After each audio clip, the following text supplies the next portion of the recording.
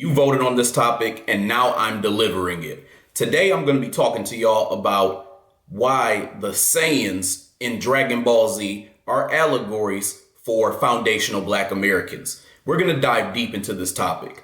I'm your host, Cool Colas, and you are now tuning into a new video on my channel. So let's get into it. About to go in, family, so I'm ready to get into it. But before we fully discuss this topic, we need to lay out a few disclaimers. First of all, Dragon Ball in general as a series has a lot of different races. I mean, it has the humans, it has the Saiyans, it has the Namekians, it has the androids, it has the changelings or the frost demons, I guess is the other way you can say it. They have demons in general, they have the Tuffles, they have the Majins, they have the Kais, they have the gods, and any other race that I forgot to mention. And a lot of folks, including myself, have said this in the past, that Namekians are based on Black people. And it's true, but I'm also here to tell you that the Saiyans are also based on Black people as well too, but in a different way. You have to understand that when a lot of these creators have these race allegories that they put in their work, they may represent two different things, but really they are allegories for the same thing in a different way. So for example, Piccolo and the other Namekians were allegories for Black people who were the Moors.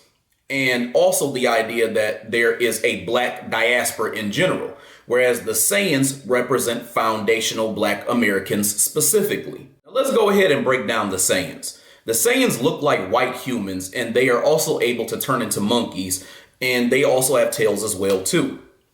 The thing you have to understand about the dominant society is that when they make allegories, they will do them to tell either partial truths, twisted truths, or in some cases, oxymorons. But we'll get into how that looks later in this video as we talk more about this subject. Saiyans are known to be a very powerful, prideful race of people who get stronger with each fight and also enjoy the idea of being fighters in general. Now, when we look at foundational Black American history, we are also a very prideful people as well too, because a lot of us are very proud of our culture, who we are as a people, our essence, our inventions, our musical geniuses, and much more. Matter of fact, the ones who are the most proud of our culture are the ones who we call pro-Black. Let's go back and look at the Saiyans. Think about Goku. Notice how Goku would sometimes mention that he was a Saiyan here or there, but he wasn't really into the whole Saiyan pride get-up. However, Vegeta was very much into it. That's because Vegeta had a pro-Saiyan mindset, and Goku would be what many of us would call a coon, but for Saiyans specifically. To an extent, he's almost like your Democratic Shield type. He's like the John Lewis of the Saiyans. He was quick to forgive even if he fought someone who wanted him to die. The thing about Democratic Shields is that they hate the presence of racism, but many of them still crave white acceptance and are quick to forgive their oppressors. And in Goku's case, he's quick to forgive a murderous, evil person.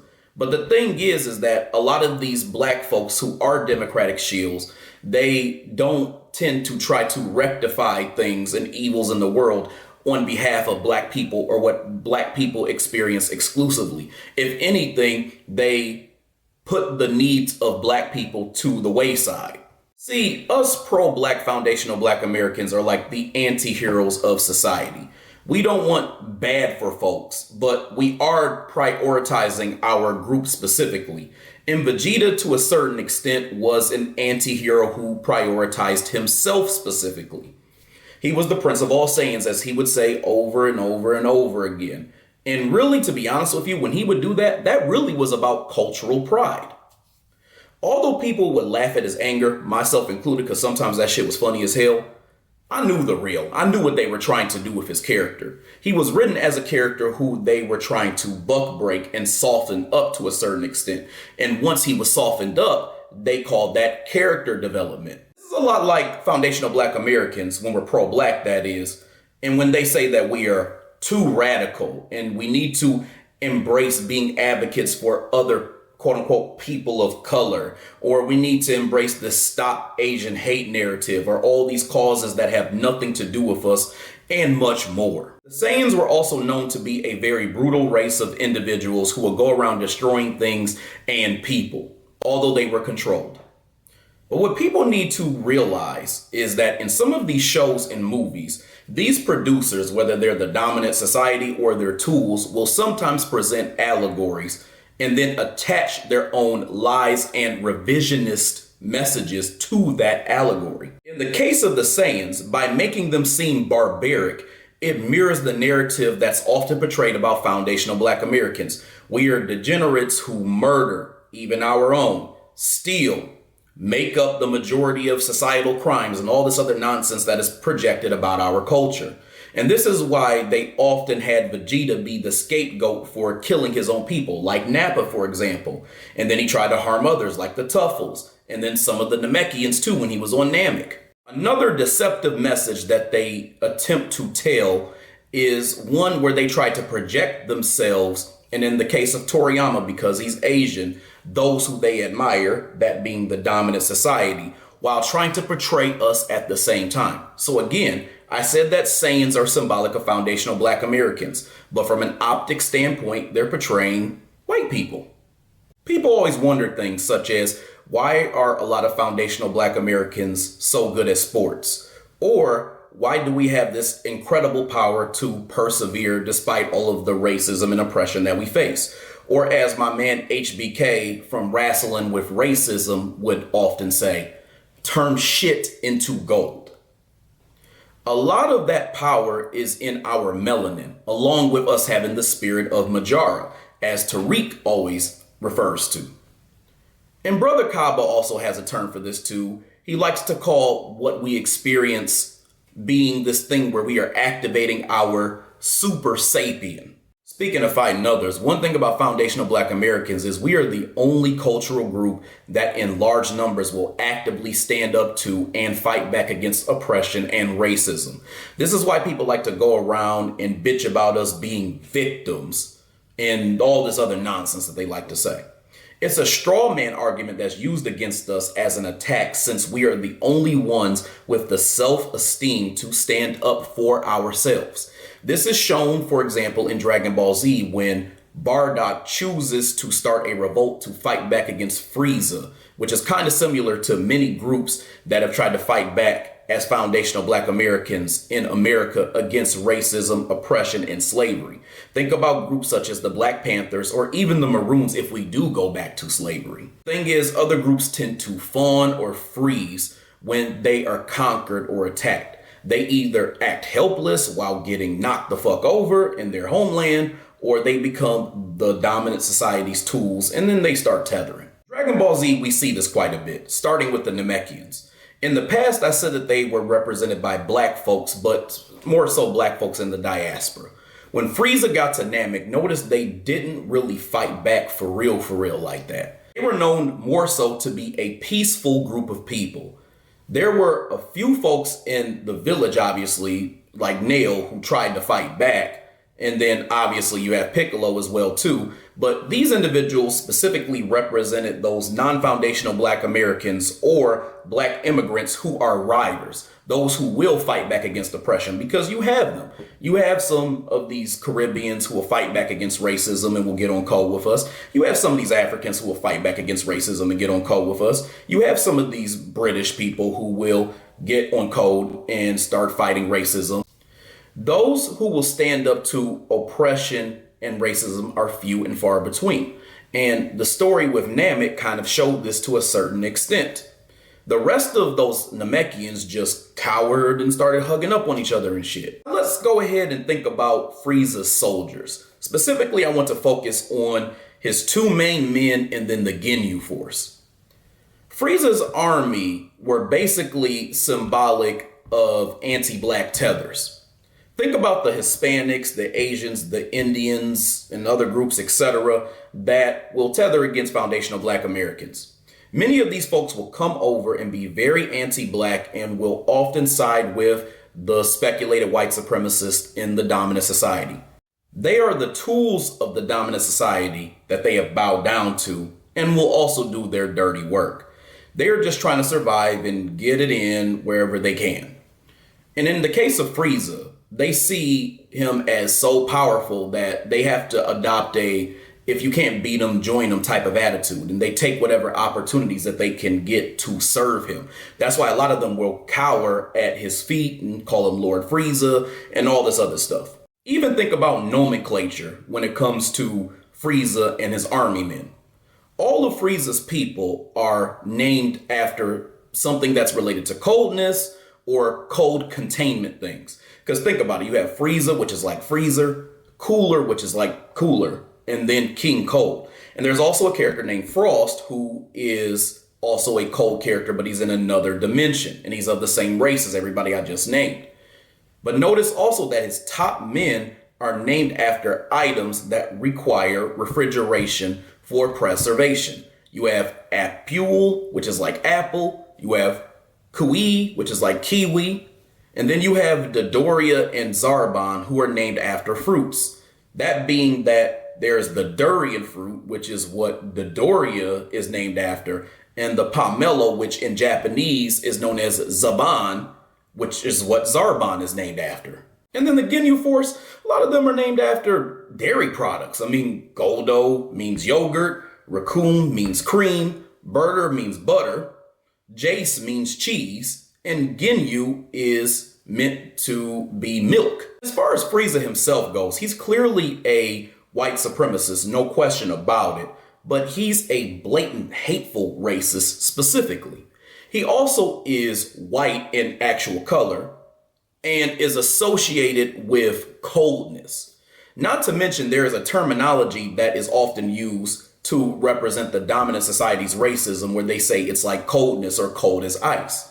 And also too, white people in general have been compared by people to have originated as Neanderthals, which they thrived in a cold temperature. Now, if we go back to my statement about the Saiyans, they are monkeys. And this is a derogatory slur that is often used against black people, and in this case, foundational black Americans, especially those who are dark skinned. And think about how a lot of foundational black Americans, when they are racially attacked using these racial slurs, they'll be compared to things such as a silverback gorilla. Think about Mark Henry in WWE. And I'll even say, as a dark-skinned black man, I myself have experienced somebody telling me that I look like a silverback gorilla when I was in high school. And it was a little suspected white supremacist trailer troll who actually said this shit. Point is, Frieza's ass had no problem calling them monkeys, and the way that he would say it clearly showed that he was trying to use a derogatory racist slur. Also notice how they talked, especially in the beginning, about how Frieza feared the Saiyans. He really feared the idea of the Saiyans coming together or doing something that could stop him from being in power. It relates to this inferiority complex that the dominant society has when it comes to black people. And a lot of them have to play all these little tricks and all this other bullshit and act like the bunch of weasels that they are to keep black people oppressed at the fear of genetic annihilation by believing that black people are going to uprise and do to them what they have done to us. Also, just look at the genetic piece alone. There were all of these Saiyans, and it was maybe like 3 changeling cold demons.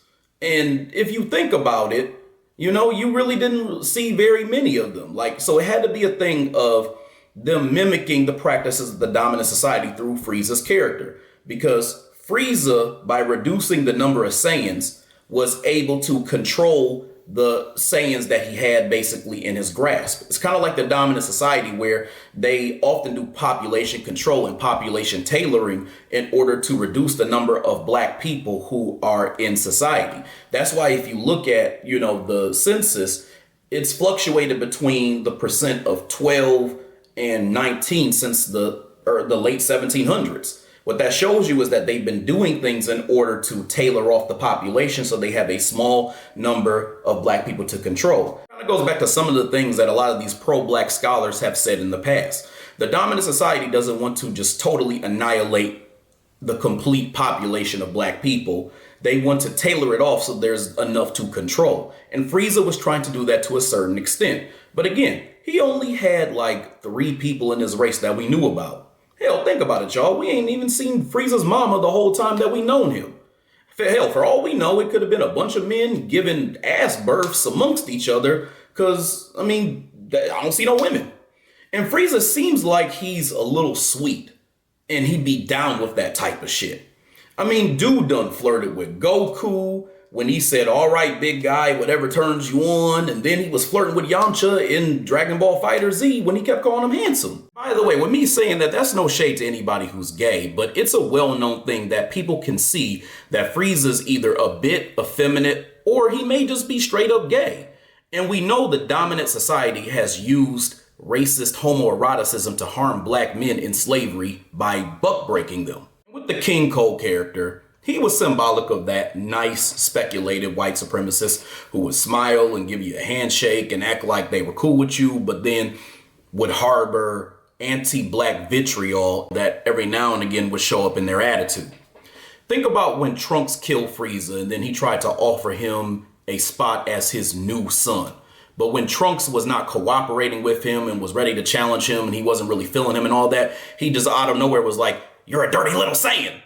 What it showed was that at some point he was tired of pretending and he had gotten rid of the natural personality that he would tend to exhibit when he would talk with people, because he tried to pretend like he was this guy who just wanted peace. And he even said that to a certain degree. But Trunks wasn't really trying to hear that shit and wasn't really trying to deal with his nonsense for real. And the thing is that suspected white supremacists who are like this are the worst of them. Speaking of slavery, let's talk about that Broly movie that came out in 2018. That movie was really about antebellum slavery and Jim Crow, as I discussed in another video. Y'all should go check it out if you haven't yet. Prince Vegeta was, in this case, symbolic of the black boule and the house Negro at the same time. Bardock was the pro-black man willing to lead a revolution and confront racist genocide. And this was shown also, too, to add on to why he was pro-black, with him sending Kakarot, or in this case Goku, away to Earth. That was a move that was done in order for him to preserve the lineage. And then later, Paragus was portrayed and was symbolic of the old niggas who sold their children out to reap the benefits of the dominant society. That's why he kept Broly in this damn collar. Then he was trying to sell Broly to Frieza as a fucking weapon or some shit. But yeah, he was basically like your old Negro civil rights generation class, like your baby boomers who are off code. And he basically was like your baby boomer who racked up a bunch of debt and sent their kids the bill after they were done while still trying to use them at the same time. Broly was like a black millennial. He was well-intentioned but confused. And he also was angry.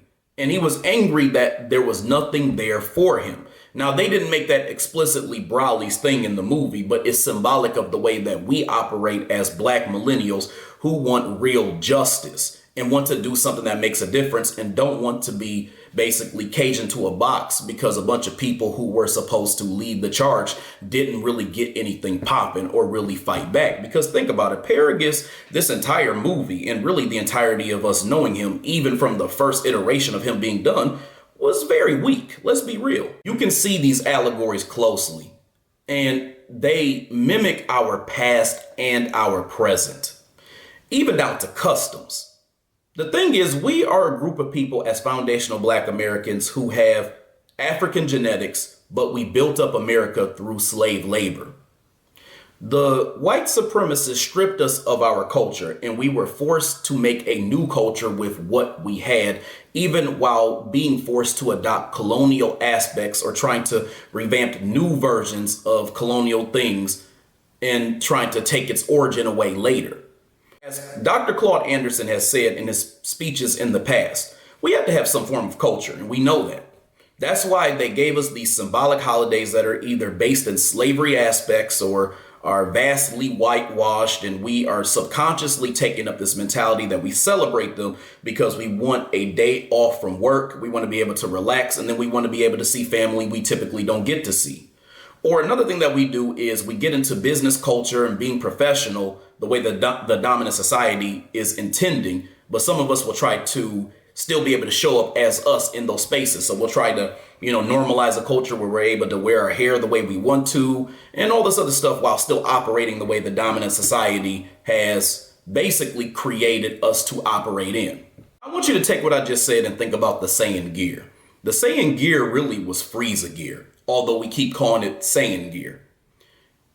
But even after Frieza was defeated, notice that Vegeta was still rocking that Saiyan gear, but just a different version of it. Like, he took off the shoulder pads and all this other stuff, but he still was rocking a different version of it, and he had other people wearing it to a certain extent. And that's because he still needed to have a form of Saiyan culture. And last but not least, I want to briefly talk about y'all's boy Gohan. With the half-breeds, notice that they are strong like the Saiyans, or even stronger, but don't have this will to fight, or they only fight if they must. That's because Saiyans represent foundational Black Americans and humans represent white folks. Gohan caring about his studies was a way to show how some mixed Black folks have confusion, and they a lot of times adopt the ideologies of their white parent. And the Black side, while still being there, only shows up when they feel it's necessary to embrace it or when they feel challenged. That's why if you look at Gohan, notice that he would typically be kicking ass when he would get angry and pissed off. That's him embracing his Saiyan side. And I could go on and on about the allegories that are in this show because they're pretty vast, but this is a vast overlook of some of the things that I've noticed. So what I would like for you to do in the comments is let me know what allegories have you seen where Saiyans are kind of similar to foundational Black Americans. Let's go ahead and get this discussion started. All right, y'all, I hope you enjoyed this video. I hope you enjoyed what I had to say, and I definitely will have more to come in the future. So make sure you stay tuned. In the meantime, I would love it if you like this video, subscribe, share it, and also hit the bell icon so you get notifications for whenever I come out with new content on this channel. Other than that, I will talk to you later. Peace out, y'all.